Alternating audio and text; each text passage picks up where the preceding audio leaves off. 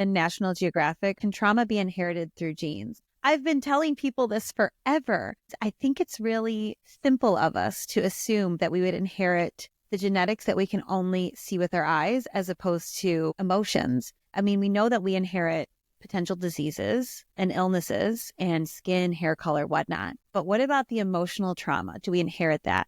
And today I'm about to tell you we do. So getting into the study of epigenetics. Epigenetics is basically the study of how when genes turn on and turn off. So they're not always on and they're not always off. And let's say you as a parent have 3 children, they may not have the same genes turned on or off. Does that make sense? So imagine when you see twins, some fraternal twins, let's say, they have the same set of genes, but they could look completely different, even though their genes are all of the same genetic makeup. Some are turned on, some are turned off. The author then cites multiple studies, and these studies all suggest that this might be a mechanism through which a parent's trauma could be imprinted in the genes of the offspring, and the epigenetic effect would be multi-generational. Let me explain more. So epigenetics is a molecular process known as gene expression. This boosts the activity of some genes and quiets others by adding and removing chemical tags called methyl groups to the genes. Then the author cites a number of different studies, which you can find in the link. And all of these studies all suggest the same thing, that it might be a mechanism through which the parent's trauma is imprinted in the genes of the offspring. Dr. Udall, she's a professor of psychiatry and neuroscience of trauma at Mount Sinai. She says, if you feel you've been affected by a very traumatic, difficult, life-altering experience that your mother or father had, there's something to that. So to understand how emotional trauma can transcend generations, this is where it starts to really click and make sense. So I want you to consider the distinction between the genome, which is the body's full complement of DNA, and the epigenome. Isabel Mansui, a professor in neuroepigenetics at the University of Zurich, likens it to the difference between hardware and software.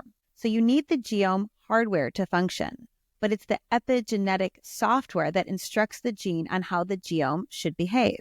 So all the time, in every cell, in every moment, the epigenome is changing. It responds to all sorts of environmental factors, from chemical exposures to nutritional deficiencies. The epigenome determines which genes will be activated at a given time and which will remain silent. The author then goes on to explain how one study uncovered an epigenetic mark in Holocaust survivors and their offspring, and they assessed 32 survivors and the adult children, and they all had the same mark. Damn. Does that make sense? It's very heavy, but when you hear it, I think in terms of the hardware and software, it starts to make sense. Like an application on your phone and how is it running for you? Yeah. And the way that I look at it is essentially the genes are the hardware, and then the epigenetics are what expression of the gene. So let's say the genes have 10 ways to express themselves based on the epigenetics, the software, your environment, your mindset, past traumas, stuff like that.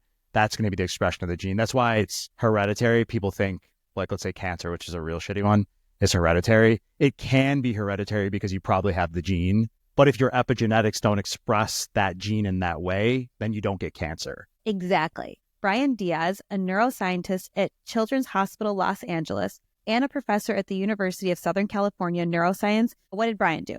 Brian wanted to see, can we inherit emotions and trauma? And so he went to the lab and he got a bunch of rats, and he knew that rats really love the smell of cherry blossoms. They would study the rats and see, what do rats respond positively to? And cherry blossoms happened to be one of the things. The smell of the flowers. They would perk up, their body language would change. So he has the control group. He brings the rats in and he looks to see what happens when you pump cherry blossom into this container of rats. And again, all positive responses. So after some time, take the second group, right? So we have the control group and then we have the second group. They also bring the cherry blossom smell in. After a while, they started zapping the rats' feet. Somehow they'd get a little electrical shock. When they smelled the cherry blossom? The scent would come in and then they'd get the shock. Oh. So now the second group now does not respond well to the smell of cherry blossom. Because now they're associating it with the shock. Okay. Yes, after time. So he didn't just stop there. Instead, he had these rats procreate not one generation, but 2 generations down the line. Grandbaby rats, Yeah. if you will. So now they bring the grandbaby rats into the room and they bring in the smell of cherry blossoms. No zapping, just the cherry blossom smell.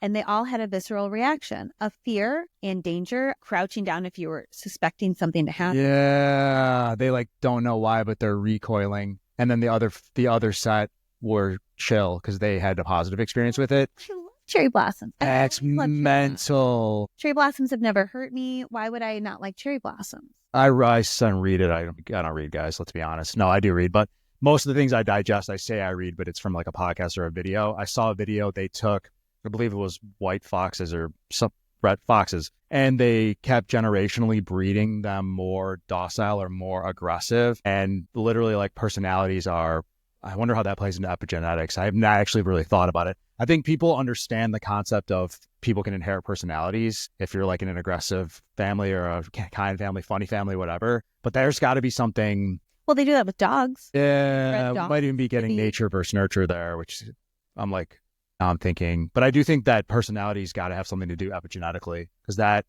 study there, especially if someone is more anxiety bred into them from a bad experience, it makes sense that they might develop a more anxious personality if they've had more multi-generational trauma.